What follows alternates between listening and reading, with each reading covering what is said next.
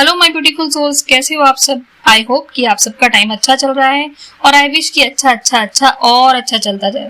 वैसे टाइम की बात की है तो बता दूं कि अभी जो कमिंग 1 से 1.5 महीना आ रहा है, ये टाइम हम सब की लाइफ में कुछ ना कुछ मेजर या माइनर चेंजेस लाने वाला है। बिकॉज हो क्या रहा है कि जो हमारे ग्रह नक्षत्र है उनकी दशाओं में थोड़ा सा शिफ्टिंग हो रहा है, चेंजेस हो रहे हैं। और यह जो 2022 का हाईलाइट टाइम है, प्रकृति जो इतने टाइम से चेंजेस करने वाली थी तो वो इस टाइम में होना पॉसिबल है। तो जब यूनिवर्स में इतना बड़ा चेंज हो रहा है तो जाहिर सी बात है कि नेचर के हर प्राणी पर भी इसका इम्पैक्ट पड़ेगा। तो डरने वाली बात नहीं है, क्योंकि पॉजिटिव लोगों पर इसका इम्पैक्ट पॉजिटिव होगा और जो नेगेटिव लोग हैं उन पर इसका असर नेगेटिव होगा। और आप तो हैं ही, अगर इस तरह के चैनल से जुड़े हुए हैं तो आप तो डेफिनेटली एक अच्छी सोल ही हो, पॉजिटिव हो। बस करना क्या है कि ईश्वर से कनेक्टेड रहिए, नेक और अच्छे काम करते रहिए, अपना और अपनों का ख्याल रखिए। कमिंग टाइम आप सबके लिए बहुत बहुत बहुत अच्छा होगा। बात अच्छी लगी हो तो please press the like and subscribe button, share and comment video पूरी देखने के बाद कर लेना, नो प्रॉब्लम। चलो बात करते हैं आज के टॉपिक पर कि नेक काम क्यों करने चाहिए। हर कोई बोलता रहता है कि नेक काम करो, नेक काम करो। जो खुद नेक काम नहीं करता वो भी नसीहत दे जाता है कि नेक काम करो। नेक काम करने से होता क्या है? वैसे नेक कर्म है क्या? नेक कर्म है जिस कर्म से किसी का भला हो और आपको एक संतोष का अनुभव हो, उसे हम कहते हैं नेक कर्म या परोपकार। अब ये करने क्यों चाहिए वो बात करते हैं। सबसे पहली बात कि नेक कर्मों में इतनी पावर होती है कि हमारे बैड कर्मास के प्रभाव को भी ओवरकम कर सकते हैं। इस पर मैं ऑलरेडी एक वीडियो बना भी चुकी हूँ, कर्मा रिटर्न्स। उसमें कर्मों की पूर्ण जानकारी लेकिन शॉर्ट में बताई हुई है, आप वो भी देख सकते हो। दूसरा, नेक कर्म हमारी मैनिफेस्टेशंस को स्पीड देने के लिए बहुत उपयोगी हैं। आप कुछ भी अचीव करना चाहते हो, कोई विश पूरी करना चाहते हो, उसके साथ एक नेक काम जोड़ दो, उसके पूरे होने की पॉसिबिलिटी बढ़ जाएगी।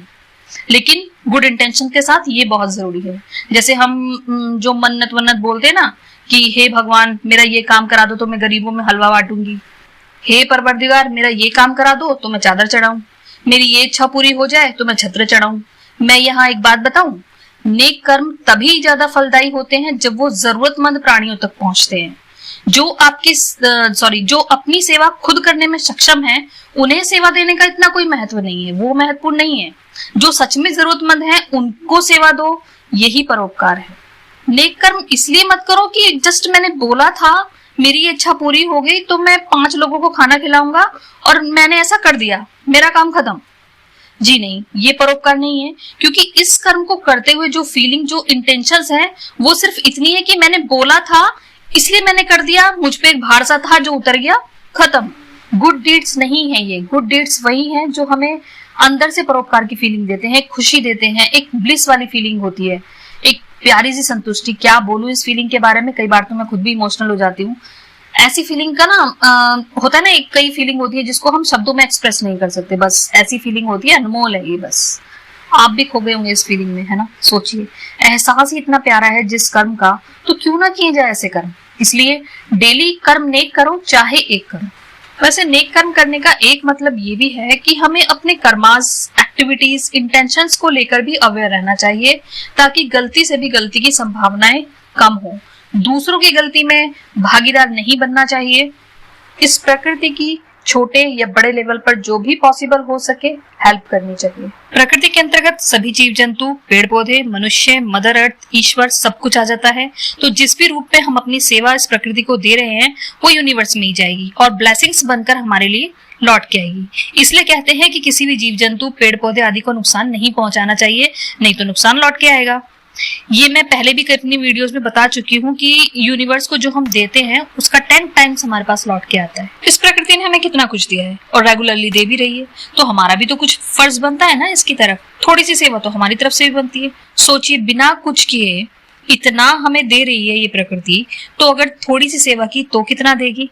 मगर जो भी करे वो निस्वार्थ होना चाहिए, ये बहुत जरूरी है। श्रेय लेने की कोशिश नहीं करनी चाहिए। ये छोटे छोटे से स्टेप्स ही हमें बड़ी खुशी दे जाते हैं। जैसे हम देखते हैं ना कि कुछ लोग मानव जाति की सेवा में, प्राणियों की सेवा में, देश की सेवा में, इस प्रकृति की सेवा में अपना पूरा जीवन अर्पण कर देते हैं, है ना।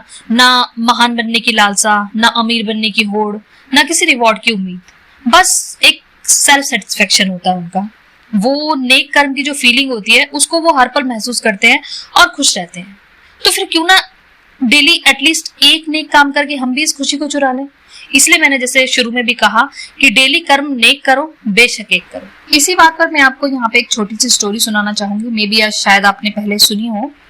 एक बार क्या होता है कि एक डाकू होता है जो डेली बुरे कर्म किया करता था, लेकिन दिन में एक काम वो नेक किया करता था। ये उसकी हैबिट थी और बहुत सालों से वो करता आ रहा था। इस काम को करना वो कभी नहीं भूलता था। तो होता क्या है ना, जिस दिन उसका लास्ट डे होता है इस धरा पर, तो यमदूत पहुंच जाते हैं उसे लेने के लिए और बोलते हैं कि चलो भाई, टाइम हो गया तुम्हारा नर्क में जाने का, अब चलो हमारे साथ। तो वो कहता है कि ठीक है, मैं आपके साथ चलता हूँ, मुझे थोड़ा सा टाइम और दे दो, थोड़ा सा वक्त दे दो, मुझे एक बहुत जरूरी काम करना है। तो वो कहते हैं चल कोई नहीं, थोड़ा सा वक्त ही तो मान रहा है, ठीक है दे देते हैं। तो वो अपना काम करने चला जाता है। पीछे पीछे यमदूत भी देखते हैं कि किस लिए टाइम मांग रहा है, ऐसा कौन सा जरूरी काम है इसका, वो भी देखते हैं। तो वो क्या देखते हैं कि वो डाकू मछलियों को खाना खिला रहा होता है। यही वो नेक काम था जो वो बरसों से डेली करता आ रहा था। अब यमदूत हंसते हैं और कहते हैं कि तेरा ये नेक काम तुझे क्या लगता है, तुझे स्वर्ग दिला देगा, चल अब टाइम हो गया तेरा। अब जब चित्रगुप्त महाराज उसके कर्मों का लेखा जोखा करने बैठते हैं तो पाते हैं कि इसके पास तो ब्लेसिंग्स की भरमार है, क्योंकि दिन भर के जो बुरे कर्म थी उसकी संख्या कम बैठती है और मछलियों की तालाब में तादाद ज्यादा थी, हर मछली उसे दुआ देती है। तो उसका न्याय इस तरह से होता है कि अगला जन्म इसको एक राजा का मिलेगा जो न्यायाधीश होगा, क्योंकि इसने जिसके साथ भी जो भी अन्याय किया है, अब इसे चाहे जो भी कीमत चुकानी पड़े, चाहे इसका न्याय अपनों के साथ हो या परायों के साथ हो, अब इसने जो भी अन्याय किए हैं तो अब इसको चाहे कोई भी कीमत चुकानी पड़े, चाहे इसको अपनों को ही दांव पे क्यों ना लगाना पड़े, इसको न्याय देना ही पड़ेगा। और तब तक, जब तक इसको दूसरा जन्म नहीं मिलता, नेक्स्ट बर्थ इसको नहीं मिलता, तब तक ये स्वर्ग में ही रहेगा। तो ये होती है नेक कर्मों की पावर। जैसा कि मैंने पिछले कर्मा रिटर्न्स वाले वीडियो में भी कहा है कि अच्छे कर्म बुरे कर्मों के असर को भी कम कर देते हैं और अच्छे कर्मों के असर को बढ़ा देते हैं। तो आज के इस वीडियो में इतना ही। मिलती हूँ नेक्स्ट वीडियो में एक और नए टॉपिक के साथ। तब तक के लिए आप भी नेक काम करते रहिए और दूसरों को भी नेक काम करने की सलाह देते रहिए, जैसा कि हमें मिलती रहती है ना। Thank you so much, bye bye.